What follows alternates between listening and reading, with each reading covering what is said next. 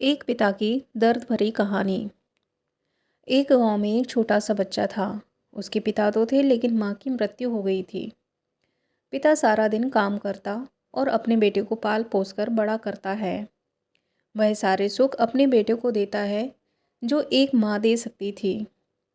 उस पिता ने कभी कुछ नहीं मांगा, सिर्फ इतना ही मांगा कि मेरे बेटे को कोई परेशानी ना हो। दिन बीतते गए। बेटा पढ़ लिख कर अच्छा जॉब भी करने लगता है और वह शहर में रहने लगता है।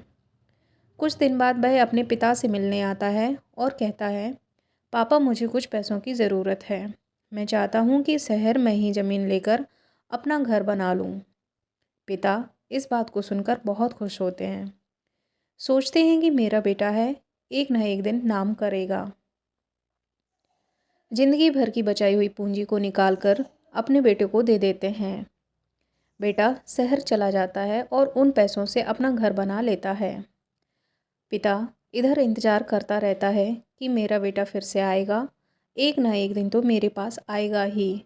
जाएगा कहाँ? उसके पास अब कोई नहीं जाता था, क्योंकि ना ही अब उस पिता के पास पैसे थे और ना ही रहने की जगह थी। कुछ दिन बाद बेटा फिर लौट कर आता है और अपने पिता से कहता है, पापा अब आप दादाजी बनने वाले हैं।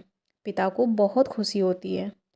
इस बात को सुनकर वह कहते हैं, तू मुझे मेरी बहू और पोता से कब मिलाएगा? बेटा कहता है, बस पापा थोड़े दिन और। पापा मुझे कुछ पैसों की ज़रूरत है, क्योंकि आजकल थोड़ा जॉब में खींच बीच हो रहा है, जिसके कारण से मुझे एक दिन के लिए सस्पेंड कर दिया गया है। पिता के पास कुछ नहीं रहता है देने के लिए, लेकिन फिर भी कहता है, अच्छा बेटा तू रुक, मैं अभी आया, कुछ पैसों का बंदोबस्त करके। पिता बाद में महाजन से कुछ पैसे उधार लेकर अपने बेटे को दे देता है और बेटा पैसे लेकर शहर चला जाता है। बरसों गुजर जाते हैं। पिता सोचते हैं कि मैं तो अब दादाजी बन गया हूँगा, मेरा बेटा पता नहीं मेरे नाती को लेकर कब आएगा। फिर सोचने लगते हैं, समय नहीं मिलता होगा, इसलिए मेरा बेटा अभी तक आया नहीं, वरना आया ज़रूर होता। तब तक महाजन 2-3 आदमी को लेकर उस पिता के घर पर आता है और कहता है कि आपके वादे के मुताबिक मैं पूरे 3 महीने बाद आया हूँ अपने पैसे ले जाने। पिता कहते हैं, मेरे पास पैसे नहीं हैं देने के लिए। महाजन कहता है, जब पैसे देने नहीं थे तो आपने मुझसे उधार क्यों लिया?